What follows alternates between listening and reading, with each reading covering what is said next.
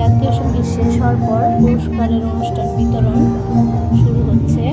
একে একে স্কুলের নামগুলি ঘোষণা করছে স্যার, তারপর পুরস্কারগুলি বাচ্চাদের হাতে দেওয়া হবে। এই তো স্যার বলতেছে স্কুলের নাম বলা শেষে পুরস্কার বিতরণ এই তো শুরু। এই তো সাফায়েত আমার ছোট ছেলে, সাথে তার বন্ধু ক্লাসমেট জান্নাতি ফাতেমা সবাই উপরে উপস্থিত হয়েছে। সত্যি একটা মার কাছে এটা দেখা অনেক গর্বের বিষয়।